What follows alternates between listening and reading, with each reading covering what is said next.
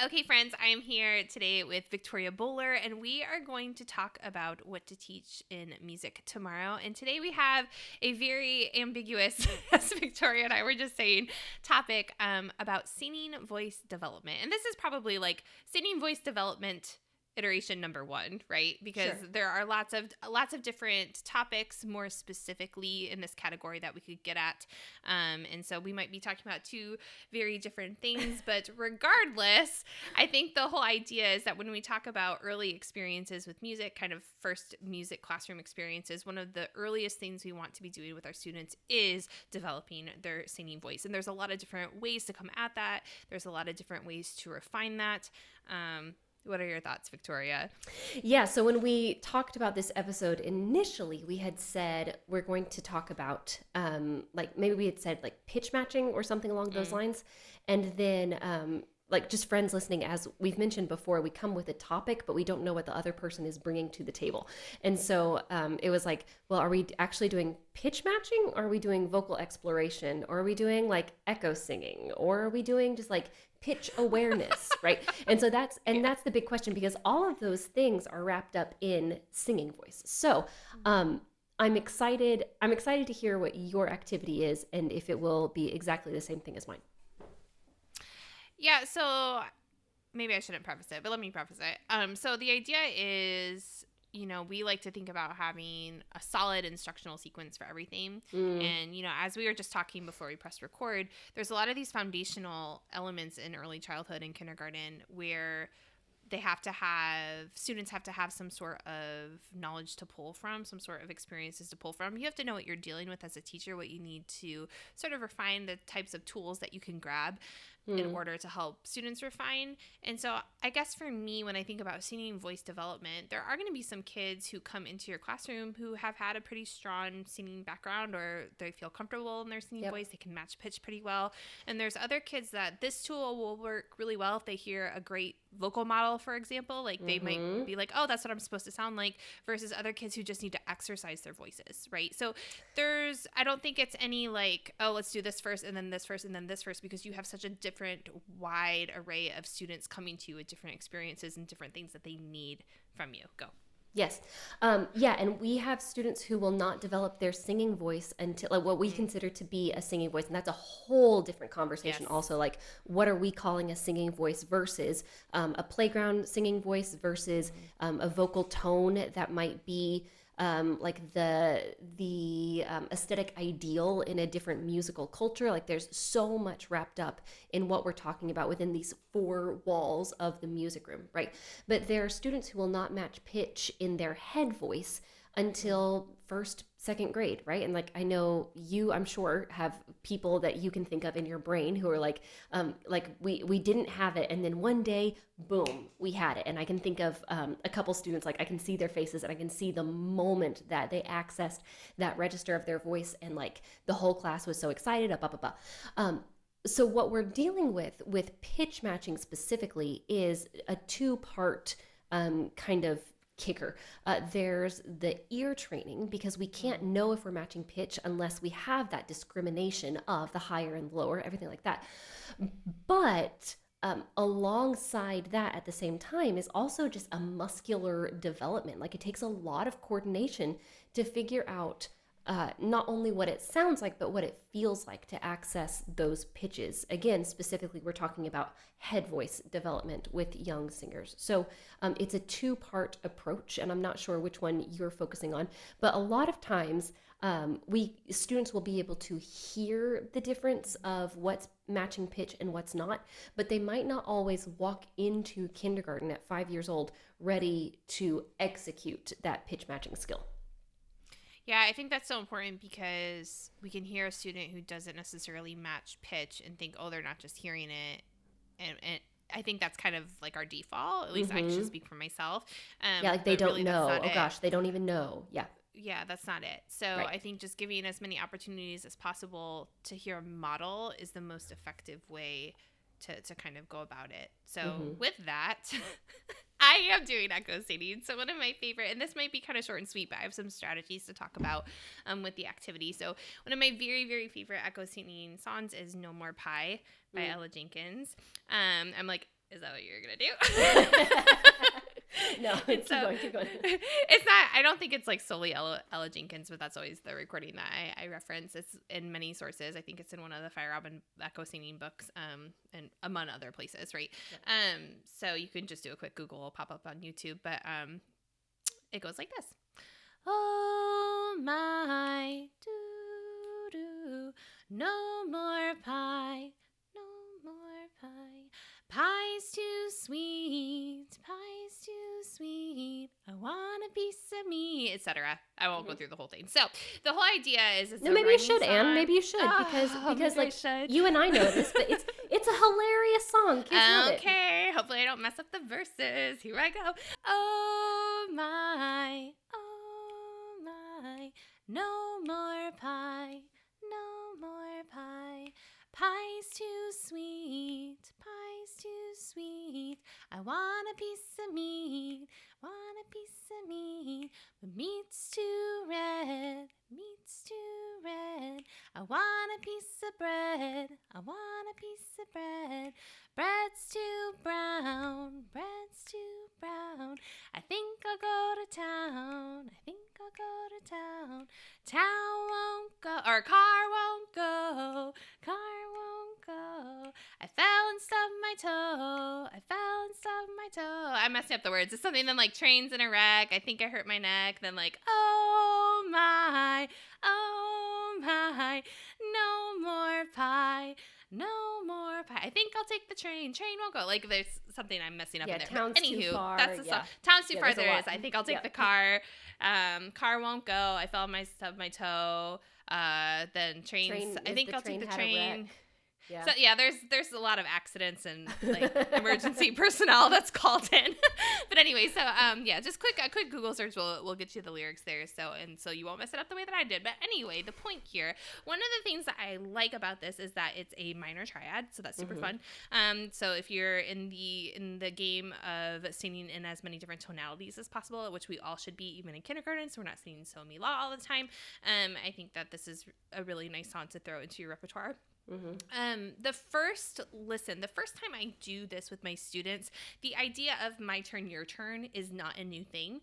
And so I simply just gesture to myself, with my hands kind of on my heart, oh my, and then give them a prep and show. Yeah, throughout. And so that everybody has a chance to kind of listen and experience the song. And then after we've done that a couple of times, after a couple of classes, so you could teach this tomorrow just like that.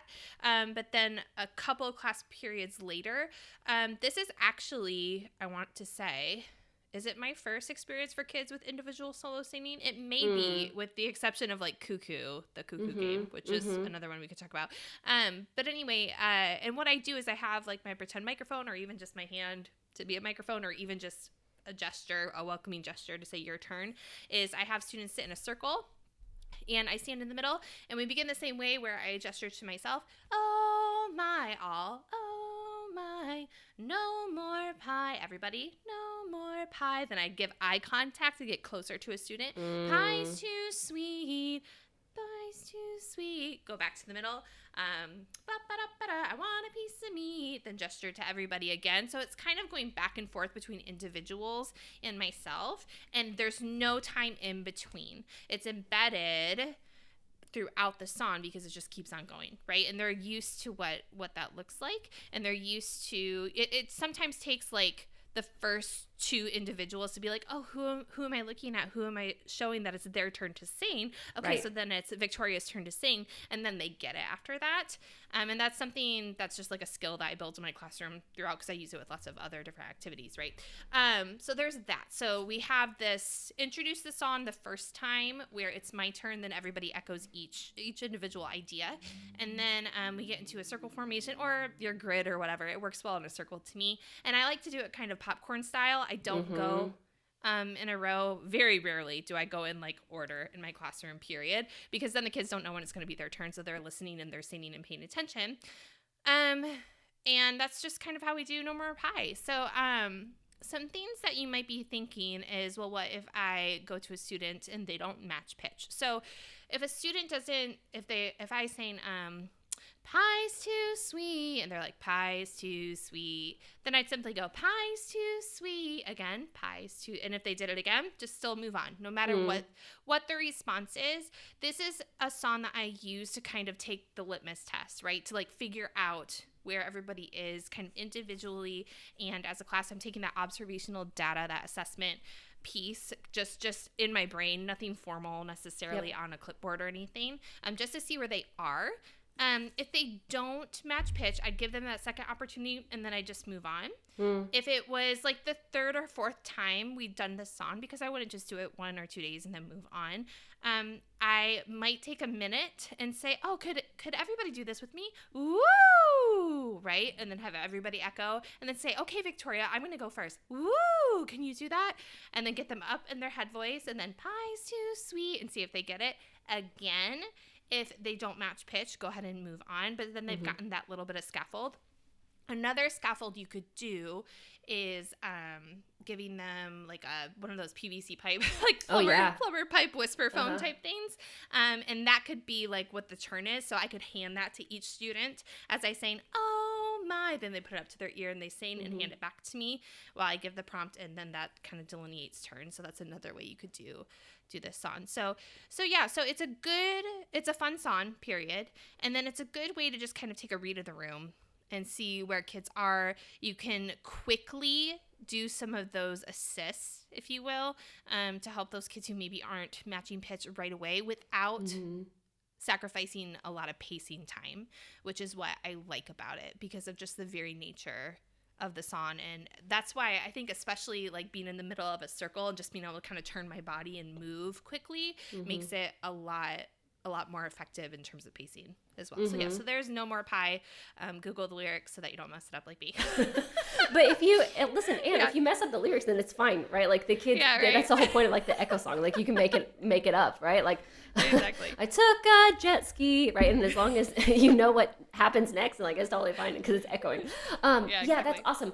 This reminds me, and I know you have some MLT training. This reminds me a lot of like a lot of the MLT stuff that I see of like students have to be watching the leader of the group to know when is everyone singing versus when is one, like the gesture for one versus tutti for everyone to sing. And to your point, like it's not something that you even really need to verbally teach students, like this is when you sing versus this is when everyone sings, because that's just part of like the breath and the gesture is just part of it that we're teaching, you know, at such a young age. And then to your point, you will, like the first time you do this, like you will look at a student and it's like Gabriel's supposed to sing by themselves and then someone on the other side of the room also sings, and like they're the one person who didn't get it, but the kids next to them are gonna be like, no, it's just Gabriel, right? Because everybody sees that gesture, and once they know what it means, it's a very intuitive thing to teach. So that's separate from singing voice, but I think a very good skill as well. But it's important because they're so used to singing together as a class, right? Especially if you've taught the song the first time the way that I mentioned, where everybody's repeating, like they're just used to doing it. Like they get in the groove of No More Pie, and it's like, oh, we always echo, you know, Miss Ann or whatever.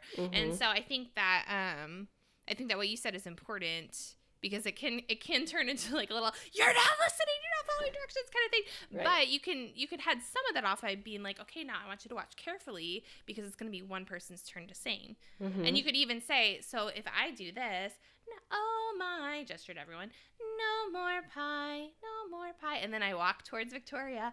Oh, a pie's too sweet. And I'm like staring you down, like ready to go. Hopefully you can make it obvious to those kids so they can kind of see it beforehand. Right. So that's a way to head it off a little bit. But yeah, cool. Absolutely.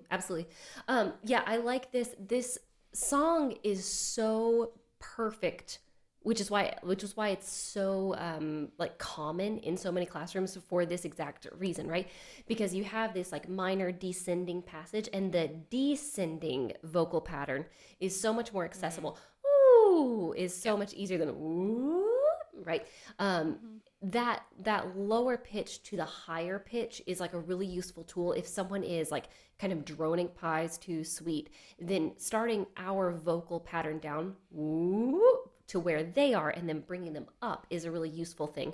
But in general, accessing our singing voice from high down to low is very smart. So this song having that one pattern that just repeats the whole entire time, which is why you can use it for this exact purpose. And like you said, it doesn't bring the pacing down of the lesson itself, because the song is just continuing, right? So it's almost like just a vocal warm up, a vocal exercise, but students love it because the storyline is hilarious, you know? Right. Yeah. I'm trying to think of where I sing it. I just hit my tuning fork, but oh my, is that about where I sing it? I don't remember. Mm-hmm. Yeah. Yes, that's D. Oh, that's pretty good. Ooh, got me. So we're in D minor, right? So D is La. Yeah, cool. Great. Yeah, which is not to say like, oh, I heard my A. That wasn't my point of that. My point is like you want to think about where you're going to pitch it correctly, right? Jeez, I got so proud of myself that I forgot to share what I was going to share. Shoot. Anyway, so that's No More Pie. That's No More Pie. Cool. Good. Yeah, the descending patterns are great. The solo singing. I like your guidance to us about what to do when a kid doesn't match pitch, because we're playing the long game. If we were using this as like, we have 30 minutes with No More Pie, and by the end of this song, every single student will be matching pitch in a solo, that would be one thing, right? But we're like, we have 6 years with these kids, right? So it has to be like a positive environment where everyone is always on their toes, but it's in a community where everyone feels safe, right? So if people are not matching pitch with Oh More Pie at the end of this 25-30 minute class, that's fine, and even more, that's expected, right? So you're kind of telling us how to approach that, and I think that's really valuable.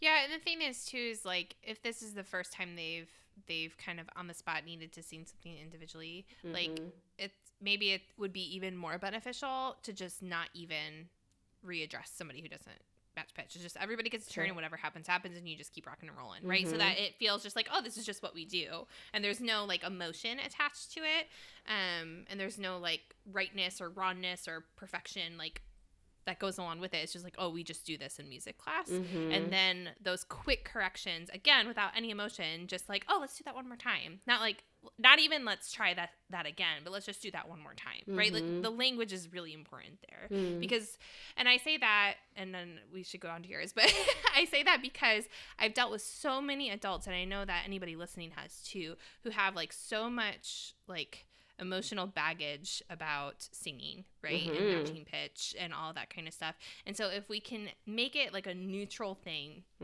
from the jump, it just is just what we do, and there's nothing right or wrong or good or bad or anything associated with it.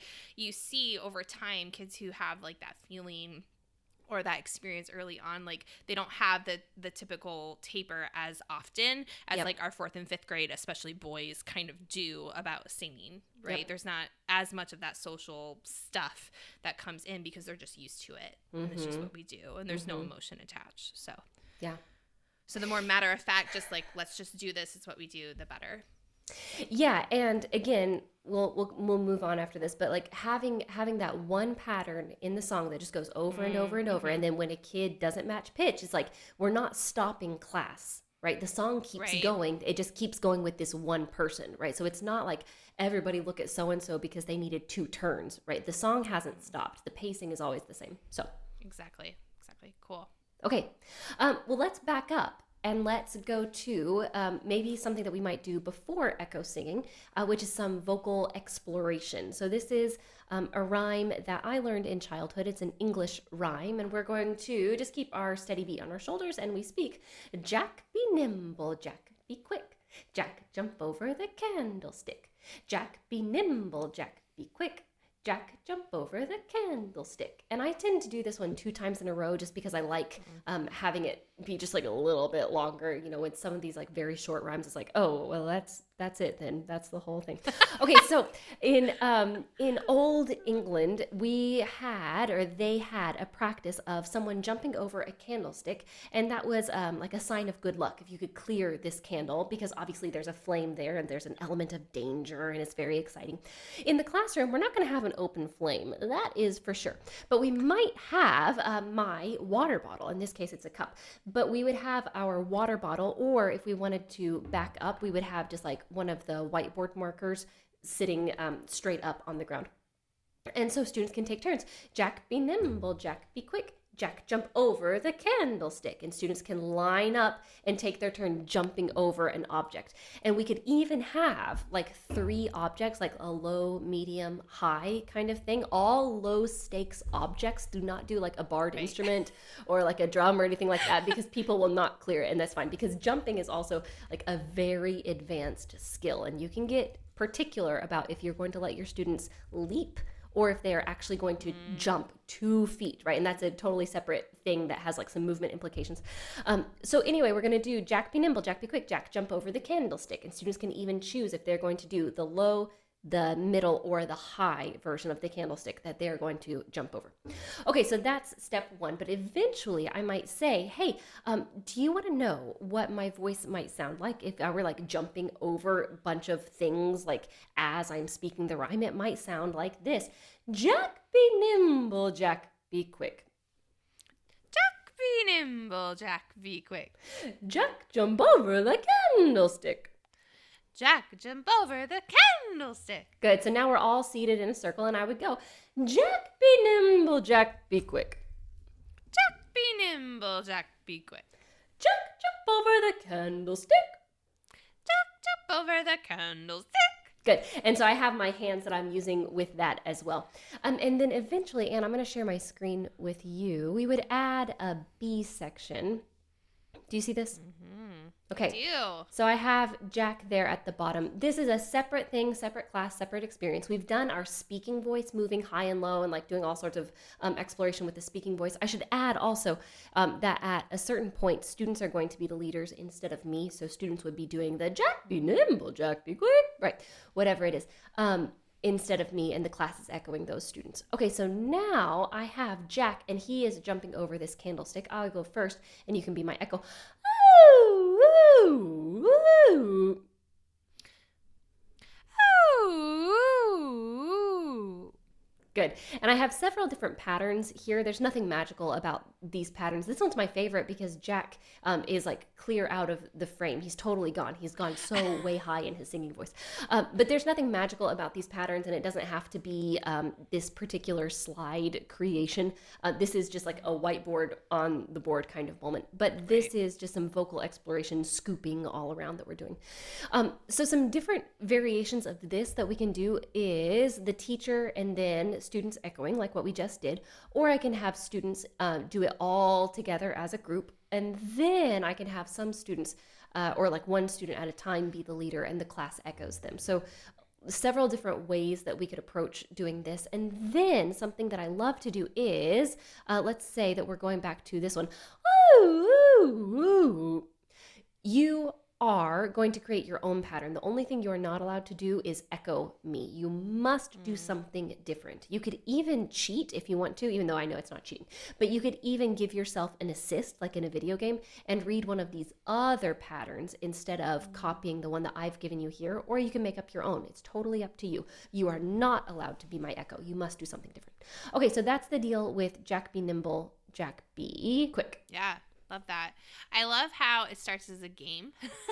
I think that's so often. And I was thinking, like, you could even get just a flameless candle. Oh, like yeah. A battery operated candle. That'd be super fun. And I think that, at least for me, I always feel like vocal exploration has to be like the whiteboard marker. Oh, yeah. And full stop. Like, it's always hard for me to come up with like more creative ways to make it feel more play inspired and childlike. And so I like that it actually starts with the physical game. Is there ever a world, because this is where I thought you were going to go, is there ever a world where as kids are like jumping over the candlestick, that's the vocal exploration? Or is that just like... Yeah, okay. Absolutely. The only thing with that is like it's kind of short. Right. So yes. It's like, woo! Yeah. And it's also like the same contour each time, right? So yes, 100%. I love that. And like that's a very natural extension, especially if students are first getting the hang of what their vocal sounds are going to be like inside their bodies. If they can do it as they're actually physically moving their bodies, then yes, all the better, right? And the whole class can certainly join them in that. So yeah, as a tool to access your singing voice, if you can jump as you're making your voice jump, that's huge. Yeah. Yeah, that's great. And I'm also, again, like to the point of like getting into some of these shared space locomotor type activities. This is another time where you could just be like, oh, look, like here, everybody grab your imaginary candlestick, put it on the ground, and let's do our thing. Yes. Right. And they could do it kind of in space as well. So Yep. so yeah, I like how that works. Yeah, I'm envisioning. I always go like to the extreme. I'm envisioning like all of these different candlesticks and like making all of these like movement pathways and around candlesticks and stuff. But no, I love it. And something that's great too is that this is something that very simply lends itself to a steady beat awareness, as you would say. Yeah. Activity in conjunction with some vocal exploration stuff. Can you talk about that a little bit? or is it just as simple as, I know this is like another podcast episode, but or is it just as simple as maybe students like jumping to the steady beat and then doing a vocal exploration, or having spider fingers while they're saying the rhyme? Yeah. Okay. Yeah, this is something we were talking about this also before we started, like what is on the like scope and sequence of what you need to do in kindergarten versus like what are we actually doing, right? And so for me, and this is what we were talking about, like anytime we're talking about singing voice, I'm always thinking, like in the back of my mind, I'm always aware of like where that steady beat is. Everything is a beat exploration activity, even if we are working on singing voice, even if we are working on loud and quiet. And with this, and like you said, this is a subject for another time. With this, we introduce it with the steady beat, and we don't have to be even labeling it as a steady beat. Students don't need to know that that's what they're even attempting to do. It's just like, how does this music feel in our bodies? But then the other piece of this is music does not always have a steady beat. There's not a steady beat in woo, woo, woo, woo, right? So it's this, there's the presence of beat and it serves a musical function. And then there's the absence of beat and it also serves a musical function, right? But that beat awareness, or like the presence or absence beat kind of thing, is definitely always in the back of my mind. And maybe that's like the next episode that we do. Ooh, so foreshadowing. Yes. Nice. No, I love it. Yeah. So I think just kind of to wrap everything up, as we mentioned at the beginning, this idea of singing voice development is definitely multifaceted, right? Depending on your students, depending on the type of repertoire that you're choosing, there's a lot of things that can go interchangeably. Like if we did a Jack Be Nimble, Jack Be Quick before we did No More Pie, maybe we could have a couple of those quick vocal explorations like ready to go for a kid who did need that scaffold, right? Yep. Where like, oh, remember when we did this? Can everyone just do this really quick and then let's jump back into No More Pie, Yep. right? So finding all of those different ways to activate what kids need in order to get into some of that healthy singing voice stuff. Beautiful.